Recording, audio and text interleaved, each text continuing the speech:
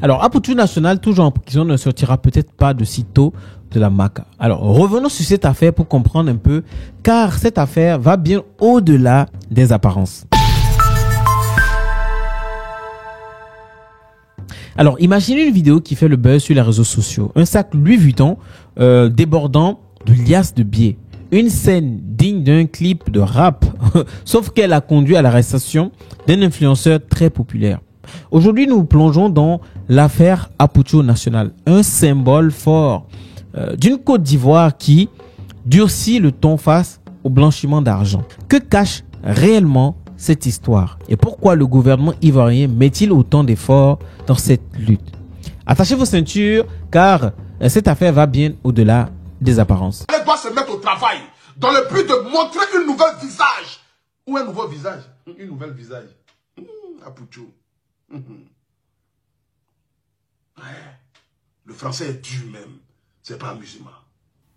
Alors, tout commence mi-novembre 2024 lorsque Stéphane Habré, alias Aputu National, poste une vidéo où il exhibe des millions de francs CFA. Rapidement, les internautes s'indignent. D'où vient cet argent, se demande-t-il. Quelques jours plus tard, la police financière intervient. Résultat, Aputu et plusieurs complices présumés, dont un célèbre bookmaker, sont arrêtés. Alors, c'est quoi un bookmaker? Il faut savoir qu'en Côte d'Ivoire, comme dans de nombreux pays, un bookmaker est une personne ou une entreprise qui propose des services de paris, principalement sur des événements sportifs. Les bookmakers fixent les cotes, collectent les mises des parieurs et paient les gains en fonction des résultats des événements.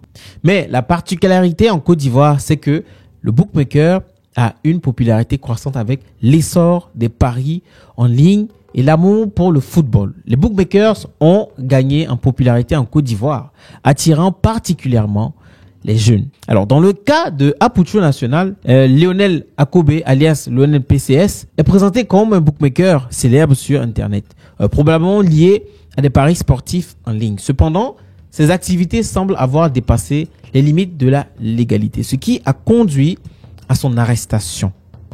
Les charges de l'arrestation, blanchiment d'argent, paris illégaux et transferts financiers non autorisés. Alors pourquoi je disais au début de la vidéo qu'il se pourrait que Aputu National ne sorte pas de sitôt? Alors une enquête a été ouverte et en attendant les conclusions de l'enquête, les suspects risquent jusqu'à 5 ans de prison et une amende colossale. C'est la loi. Mais cette affaire n'est pas qu'un simple fait divers. Elle s'inscrit dans un combat plus large du gouvernement ivoirien. Pour beaucoup de gens, il faudra que les gens soient vraiment informés à ce sujet, sur tout ce qui est la fraude au niveau des finances. Depuis plus de 10 ans, la Côte d'Ivoire a fait de la lutte contre l'argent sale une priorité nationale. Des lois strictes, des juridictions spécialisées et des organismes comme l'autorité de la régulation des jeux du hasard mis en place pour traquer les pratiques frauduleuses. Pourquoi ce durcissement des lois? Parce que la corruption et le blanchiment d'argent freinent le développement. Et ensuite, les fonds illicites alimentent souvent les réseaux criminels ou terroristes, mettant en péril la sécurité régionale. Malgré ces défis, les efforts d'Abidjan portent leurs fruits. En 2023, la Côte d'Ivoire a gagné 67 places dans l'indice de perception de la corruption. Des avancées qui rassurent les investisseurs étrangers, comme en témoigne le salon Cirex, où 6,4 milliards de dollars ont été levés dans le secteur extractif.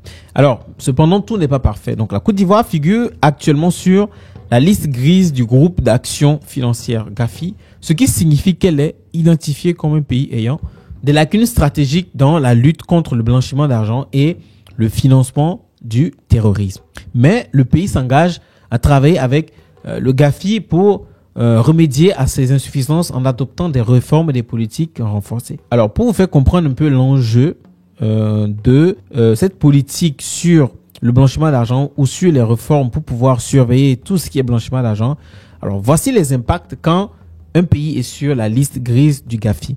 La présence sur cette liste peut réduire la confiance des investisseurs étrangers et des partenaires internationaux. Elle oblige alors la Côte d'Ivoire à prouver son engagement dans la transparence financière et la lutte contre les flux financiers illicites.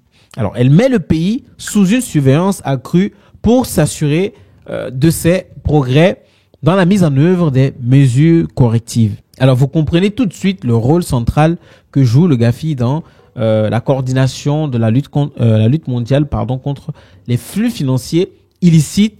Et la Côte d'Ivoire, bien qu'ayant progressé, doit encore renforcer ses efforts pour sortir de cette liste grise du GAFI. Alors, vous comprenez pourquoi cette affaire d'Aputu National avec ses liasses de billets font écho et que le gouvernement ivoirien est au sérieux sur cette affaire.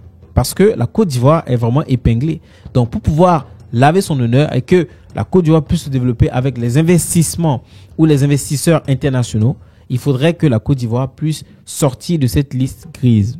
Parce que cette liste grise freine tout simplement, griffe le développement de la Côte d'Ivoire. Donc, l'affaire Aputu National est bien plus qu'un scandale sur les réseaux sociaux. C'est un rappel que la lutte contre le blanchiment d'argent est essentielle pour assurer un développement durable et une sécurité accrue. Alors, maintenant, c'est à vous de jouer. Pensez-vous que ces efforts suffiront pour éradiquer le blanchiment d'argent en Côte d'Ivoire? Et quel rôle les influenceurs doivent-ils jouer dans la promotion des valeurs éthiques? J'ai bien envie de vous lire, donc répondez en commentaire et n'oubliez pas de liker et partager, vous abonner pour plus de contenu comme celui-ci. À très bientôt.